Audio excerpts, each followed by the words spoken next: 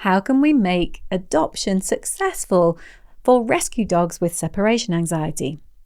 Well, that's what we're looking at in this episode, and I'm delighted that I got to speak to Jenni Pfafman and Amanda Dwyer of the Humane Alliance of Rescue Trainers, also known as HART.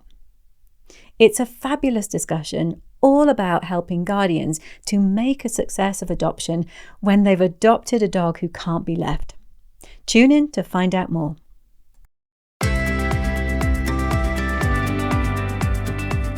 Hello and welcome to the Be Right Back Separation Anxiety Podcast. Hi, I'm Julie Naismith, dog trainer, author, and full-on separation anxiety geek. I've helped thousands of dogs overcome separation anxiety with my books, my online programs, my trainer certification, and my separation anxiety training app. And this podcast is all about sharing my tips and tricks to help you teach your dog how to be happy at home alone too. Okay, so I am so excited to get to speak to Amanda and Jenni today. They are both from the Humane Alliance of Rescue Trainers, and we're going to talk a lot about HART, as I will refer to them during this podcast. It's essentially, you're a nonprofit organization, right? And you help animal trainers and behavior consultants connect with people who have dogs who are adopting dogs. So we're going to talk about that whole process shortly, because it is what you do is wonderful, and I know people are going to be fascinated about it. But obviously, one of the reasons why I wanted to talk to you today is because separation anxiety, as we know, is often a big driver of relinquishment. And we also know that it can be a trigger for development of separation anxiety. So before we dive in and talk more about what you do specifically, let's talk a bit about that. Maybe Amanda, I might pick on you first, because I know that separation anxiety is definitely your thing. But what do you see as some of the biggest challenges for the dogs who have separation anxiety? Either that's how they ended up there in a rescue or shelter, or they develop it. What do you think the biggest challenges for these dogs are? When we're talking about dogs who are currently in the shelter and rescue system who have not been adopted yet, there's two sort of buckets that I think of in terms of the challenges for those dogs who are presenting with separation related behaviors. One is if they're in a kennel type shelter or municipal shelter, that's going to be a really different type of experience, because it's so hard, as everyone would probably guess, to prevent them from being left alone. They are likely going to have to face long stretches of time where they're in the kennel by themselves. It doesn't mean that there's nothing that can be done.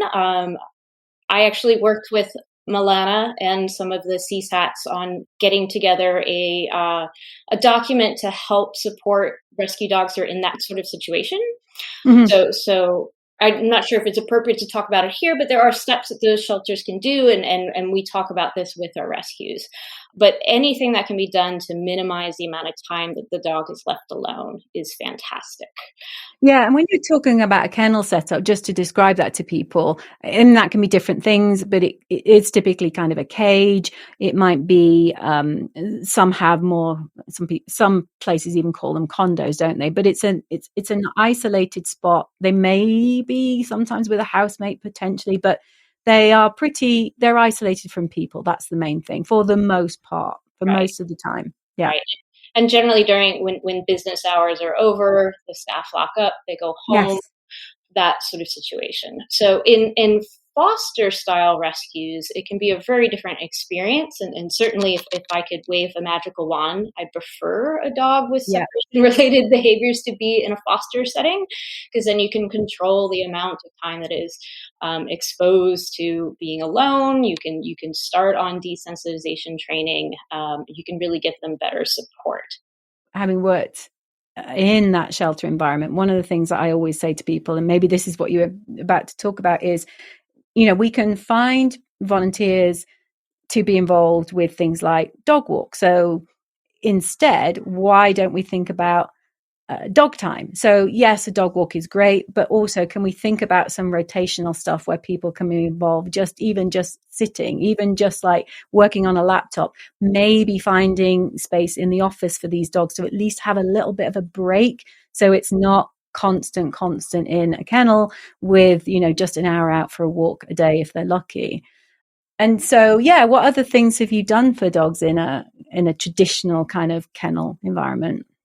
Well, if the rescue can partner with daycare, sometimes that Mm. can be wonderful, or going home for overnights with staff members can be fantastic. So really just using a little creativity to think about how can we get this dog to have company for the longest amount of time that we can possibly get it. You're often dealing with less ideal situations, but that doesn't mean that you can't kind of finagle things to prevent the dog from being exposed to alone time. I think that's a really important point, because just because we can't make it perfect. So, Right. we always talk about when we start working with dogs with separation anxiety, we want them to have a setup where they aren't alone, right? So we encourage guardians to find ways to suspend absences. But in this situation, 24 hours, that's going to be a huge challenge. Totally, over ambitious in most situations. But I love the point you make about, well, what if we can just make it less? What, instead of, it being 20 hours on their own, it's now 18 hours because we found another couple of hours where they can go to daycare or they can hang out with people. So I think that's a really important point you make. Let's try and do something, even if it's not everything. Right. Exactly. Jenny, do you have things to add to that? I do. I just had a thought that although separation anxiety or separation related problem behaviors can be very challenging, in the sense that the dog cannot be left alone, one advantage is that the trigger in this case, being left alone, is completely controllable. So where if a dog is reactive to other dogs on leash, and that's why they're in the shelter, and every potential adopter thinks that they can't take the dog for a walk anywhere that they're going to see other dogs, or that's one of the most important helpful parts of helping the dog learn to behave differently while leashed around other dogs. That's a really unpredictable and, sometimes difficult thing to avoid, where, like, because we can't predict when other dogs are going to appear. But for being left alone, that's something that we can always know when it might happen. Well, not always, Yeah. but it's, something that's much more predictable. So even though it can be very challenging for the right person or the right foster home, even, it can be really easy to manage that aspect of it, where some other behaviors are much more difficult to manage. Oh, you're singing to the choir, because Amanda will have heard me say that. And I love hearing it from you as well, Jenny, because I always think, am I just being too Pollyanna? Am I being too positive about this? But one of the things, as you point out, the challenge with working with a dog with fear is trying to keep it away from the thing that scares it. And most dogs with fears, we're dealing with things that are very unpredictable. Like you say, the dog on the other side of the street, or the strange person coming down the pathway, the driveway. And guardians can go out of their way to control the environment. And then there'll be that one moment, won't there, where they'll be walking on a quiet street and it's dark and it's 9 o'clock, and then boom, from nowhere, that strange person comes around the corner when, it's like, oh my goodness. And so it's hard to control the scary stimulus. But yeah, it is, once people have adopted these dogs and they are in a groove and they're getting their head around the fact that you can suspend absences, then they are controlling their dog's fear, which is priceless when we're trying to desensitize, right? Mm-hmm. Absolutely. It's just good to hear it from you, because I do say it a lot, and I was thinking, am I just like loopy about this? Come on, be real. I'm a little bit of a Pollyanna too, so. But also because we know of and we work with dogs who have all those other types of fears, where you just, when you hear of those incidents, your heart sinks. You think, oh, poor people, poor dog, they didn't see that coming. And yeah, it's predictable, isn't it? Usually people can predict when they're going to be around for their dog. It's a big difference. So yeah, just going back to the shelter environment then, but maybe let's talk about foster, because Amanda, you were saying you'd much rather see these dogs in a foster environment, and I agree with you. So what's beneficial about a foster environment for these dogs? Certainly, it's likely that there's less time that they're faced with being alone. That's the hope, that if the dog goes home with a foster and the foster is aware that the dog has separation anxiety or is going through something that looks similar, there's some thought that just the upheaval of being rehomed can bring upon these symptoms. Yeah. So yeah, just having them in an environment where someone can control the amount of time that they are exposed to being left alone, maybe start on the desensitization process. Initially, when we started working with these sort of cases with heart, we did not pair trainers with dogs who were in foster because we felt Mm-hmm. that the training wouldn't go with the dog to its eventual adopter. But what's been sort of interesting and surprising is a lot of our trainers and a lot of our rescues have wanted to start the process immediately, both to show that something is being done for the dog and that the dog can show progress in the time that they're in the foster's care, which is kind of it makes sense. So you can give a potential adopter information of, yeah, the dog has separation anxiety, but you can manage this, you can treat this, it can eventually be able to tolerate alone time. Yeah. Yeah. So it's starting that learning. Mhm. And I'm with you. I think if there's appetite and energy, fosters are willing to do it, or some part of the team is willing to get involved with it, it can't harm, and it may well help. It can't harm if we do it right, and we will do it right, and then maybe that transference of learning that, oh, okay, right, we're doing that leaving thing again. So it's a bit like when guardians move house. They'll often say, should I just stop training now because we're about to move house? Well, you probably want to focus on moving house because that's a really big deal. But if you've got time, then I would keep continuing while you've got the energy and enthusiasm to do it, because you're not going to, the worst case is you've done training that had no effect, but it might. So, while you can, yeah, give it a go. Right. So, Amanda, you just started to touch on the process that you use for matching adopters with trainers and behavior consultants. So let's now dive into that. So tell me a bit more about the Humane Alliance of Rescue Trainers. How did you get started? What do you do? What are you all about? Yeah, I'm going to pass this off quickly to Jenni because Jenni runs case management, and I think she's going to do a better job explain the nuts and bolts. And actually, you know what, Jenni, I want you to start this because you also have some great history on how Heart starts. So take it away. Okay. So Heart began with an idea. So I was in the University of Washington Applied Animal Behavior Certificate Program a few years ago. Time is a construct. And two of the other students in the program, Emily Trinetti and Tracy Weber, and we all kind of around the same time came up with the idea of an organization that could provide free behavior help for fostered and newly adopted animals in order to prevent them from being returned to shelters and rescues.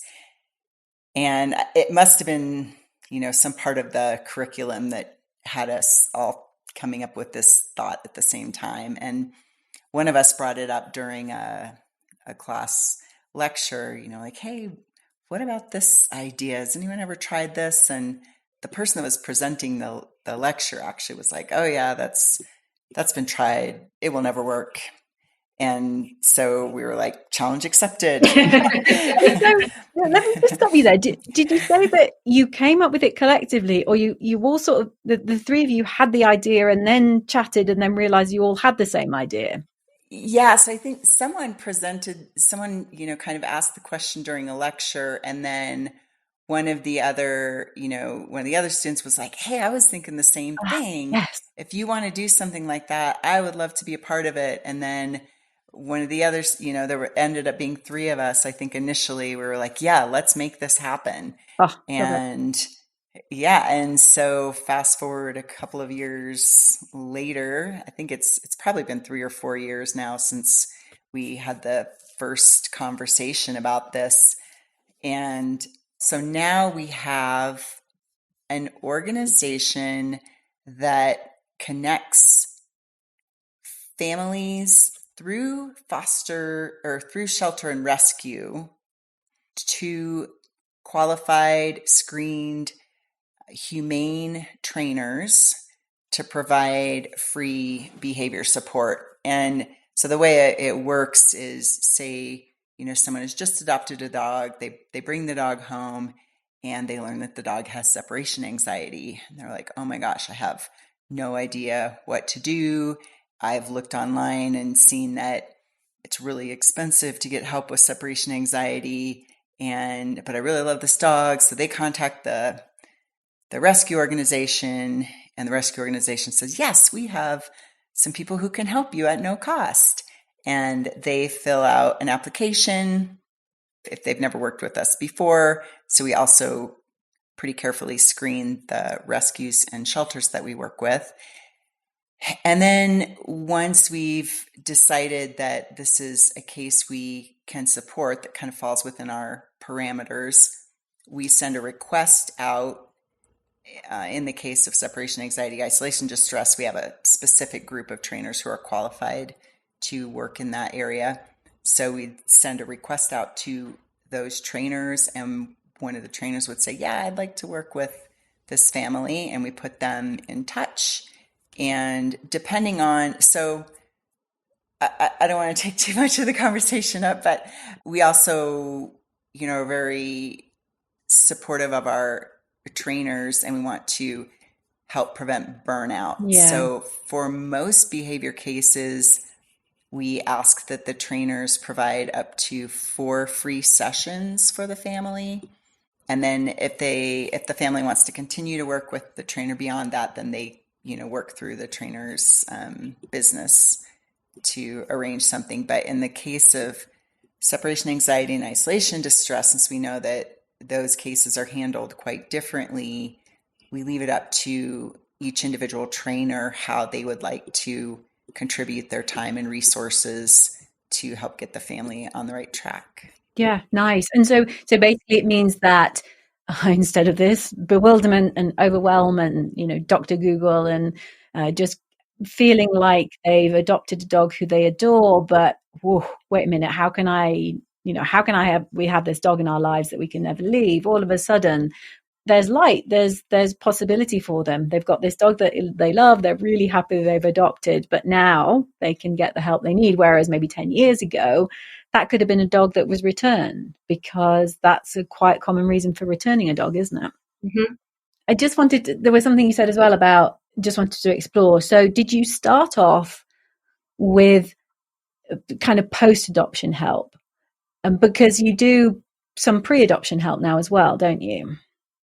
Yeah, we actually deal primarily with dogs in foster and recently adopted dogs. Yes. Would you say that's correct, Jenny? Yes. Yeah, so most of our requests are coming in through shelters and rescues, and we do not take any requests directly from the public. So Heart does work with dogs that have behavior challenges that run the entire gamut, not simply separation anxiety. Yeah, and I suppose what I was getting at was that so people might already have the dog, and then reach back to the organization that they got the dog from and say, this is developed and so on. And then that might be the connection. So that at that point, they might get connected to you. But you're also working with dogs before they get to their forever home, because we talked about how, there are some trainers working with dogs in a foster setup before the forever home is found. So you're kind of coming at it from, both of those angles. Correct. And many of the dogs who are in foster, they are exhibiting jumpiness and the mouthiness that often comes along with dogs that have gone through upheaval, and Heart trainers can help make these dogs more desirable adoption candidates. A lot of these behaviors can be resolved quite simply if you just simply get knowledgeable people connected with them. So one of the wonderful unexpected offshoots that Yes. COVID provided to us was that, trainers have this amazing ability to work remotely now. So we've been able to support shelters in very remote locations who often don't have local options. Yeah, or if they did, they were just so limited that you would rather they didn't do any training with them than do. Yeah, Often, yes. I get it. I get it. Yeah, I get it. And I live in a small town, so I kind of get that as well. And so how do you find organizations to work with? Do they find you? Do you find them? Initially, we did a lot of outreach since we were the new kids on the block. Now they tend to be finding us. Nice. Yeah, I bet they do. But we have a website and a small social media presence, and that tends to get us found by people who are looking for help. I'm really interested in, if you don't mind sharing, do you have a selection process? Do you say, I don't know, that organization, we can't work with them because I'm sure now, like you say, you're in demand. So before you were reaching out, you're probably getting people saying, who are you? But now everybody knows about you. Do you have to be picky, or can you take on organizations regardless? That's an excellent question, Julie. And Jenny, I'm hoping you're going to support me on this. Neither of us are on the outreach team. Right. Okay. Sorry. So no, it's absolutely okay. So when a shelter and rescue contacts us, we do an amount of screening, and mostly we're trying to ensure that they're acting responsibly and within the sort of realm of best practices. Shelters are going to be wildly different from each other, but we're looking for, responsible amounts of numbers and quality care to the animals. Jenny, do you have anything to add to that? No, I think you explained that pretty well. Yeah, we want to work with organizations whose philosophy aligns with ours, and with the trainers. We don't want to put our trainers in situations where they feel, I don't know, awkward about the practices Yeah. of a shelter rescue. Yeah, I get it. That makes sense. And also because if the outreach is to the shelter or rescue, they then make the decision about the guardians that come to you. Is that right? So you're not filtering, you're not assessing the guardians. So the organizations would do that. Correct. Yeah. Right. So even more important to get that working relationship right, to work with the right organizations, because they're ultimately picking the clients who are going to work with your trainers. Mm-hmm. Yeah, interesting. In terms of, I think we've sort of answered. I was wondering how clients find you, how adopters find you, but it's through the organization, isn't it? So if people are really keen and listening to this, then don't contact Heart, because the way it works is that they should go back to their organization, wherever they adopted from, and have that conversation and see if they work with you. That's the right way around, isn't it? Correct. Yes.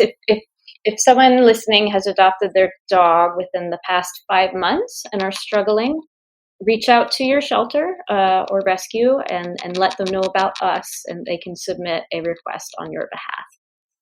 Oh, so they can do it that way, even if that rescue or shelter isn't already working with you. I'm now worried that anybody listening to this is going to be doing that, but then that's okay. Nice problem to have, hopefully. They would first fill out a request to work with us, Mm-hmm. the shelter rescue, and then once we've approved them, then they could submit a behavior request. Sometimes it happens the other way around. A shelter or rescue will submit a request and we'll say, okay, let's set this aside for just a moment and go through the kind of partnering process. And once that's complete, then we can, but it doesn't take very long usually to go through that. Okay, that makes sense. And from a guardian perspective, it's within that first 5 months. And I think we would all three of us say, if you've just adopted a dog and you're struggling, you definitely go back and talk to the organization you adopted from, because most of them have really good policies on that, don't they? And they would want to know if you're struggling with your newly adopted dog. Yes, yes, yes, absolutely. Ask for help early, please. Yeah, don't struggle on your own. Absolutely not. Now, obviously, you work across, your trainers work in, you mentioned, in a variety of problem behaviors. So it's not just separation anxiety. So how do you find trainers, and how do trainers find you? We have been so blessed with this. So we will put out some social media posts in various Facebook groups, and there's been a lot of interest. And I think and I hope it's because we put a lot of effort into making sure everybody is only donating a certain fixed amount of time. And then once you've done your cases for the year, you don't have to take any more. I think many trainers love to volunteer for shelters and Yeah. rescues. I have a background with one, but it can drain you. And trainers have to take care of themselves. We have to get proper rest. We have to recharge. We can get so emotionally drained because we love the animals that we work with, and we love the people too. So having clear guidelines, I think, makes lots of trainers find volunteering for heart very interesting. And that's what I hear over and over. Absolutely. And the thing that I love is, I agree with you. I think we're all in this because we want to make the world a better place for dogs. And that does mean we get drawn to working in a shelter and rescue environment. And it can be really, really draining. And yet then we often end up feeling guilty about that. Like, why can't I put more hours into this? Why can't I just resolve this one case? I'm going to keep working on it. I'm going to keep working on it. And then I always try and remind myself and others that when you say yes to something, you're always saying no to something else. And that no might be self-care. And when that self-care goes, then you're no help to anybody, any person or any dog. So I love the structure, really love the structure you've put together, because there's a big difference between working for free and working for no fee. And that might sound really ickily kind of commercial, which is like, as dog trainers, we all go, oh, no, I don't want to talk about money, don't talk about fees. But the structure that you give trainers, the way I see that the way they work when they're with you is it's like they're in, it's like they've got a paying client. It's the same structure. It's the same professionalism, and they have boundaries. And because of the way you describe, you set the limit on how many of these they can do. And it helps them set boundaries, which is so important, because I've worked for free in the past, and I know how it goes. You don't want to stop because you started working for free and you want the dog to be okay. So you keep going. But then what about all the other dogs that you could help? And then you feel guilty because you're helping that client and not the others. So the structure you provide and the way you've done it, I tell you what, back to that lecture 4 or 5 years ago, I am so glad you took on that challenge, because you've developed something wonderful and beautiful, and you've made such a difference. So I'm so glad that you went, no, we're going to do this. Thanks. So am I. Yes. And do you see that, is this just going to grow, do you think? I hope so. It feels that way. Yeah. When I started on, because I was not in that class, I knew some of the people who were in it, and COVID hit, and a lot of brilliant people were bored. So that's really how Art launched. But I just recognized that it was a great idea. And I had worked on collaborative projects before. And I always love working in collaborative projects, but I saw that this one had quite a bit of potential. And I feel like I'm biased, obviously, but I feel like we are growing in a really quite beautiful way. Well, I just want to go back to that lecture, because I almost feel like I was sat in the back row going, oh, wow. Yeah. Oh, they're so clever. Because that response, oh, yes, it had been tried before and it didn't work. But the more that that someone like me dives into what you do, so the more that other people look at what you do and how you do it, it seems to me quite obvious why you've made it work where previous models perhaps fell down. And I think it is that structure, and it is that expectation management and the boundary setting and the rigor. And in your in doing that, you're actually helping more dogs, not fewer, because of the structure that you bring to it. So I can see why there was this view, oh no, we tried that and it didn't work. But they didn't try it like you're doing it, in my opinion. I don't think, do you feel like it's pretty unique? I feel like it is. I do. And I also think, the one of the reasons probably this was such a good time for Heart to be successful is with the expansion of what we view as possible to do virtually. Mm-hmm. So Heart would not work, at least not as well, if we were trying to meet with all these people in person. So most of what we do is done virtually. We do have some trainers who are, geographically co-located with the people that we end up working with, people and dogs, and cats. I should I add. know. I meant to say and cats. Yeah, I meant to say and cats. And cats, but the expansion of what's seen as possible. I mean, right after our talk today, I have a virtual session with a Heart client. So it wouldn't be possible. And 10 years ago, we couldn't have done this. Yeah. And obviously we're talking about something that we can't really talk about yet, but hopefully something that we'll be able to tell people about in a bit more detail soon, but a virtual model of helping people that you wouldn't have imagined we could have done 10 years ago. So it has really opened up a lot of possibilities, hasn't it, being able to work virtually? Mm-hmm. Yes. Yeah. And actually on that, I was just wondering, so you said that made a difference. So when you do get people to do in person, when trainers do work in person, what are the limitations? What different challenges do you see there?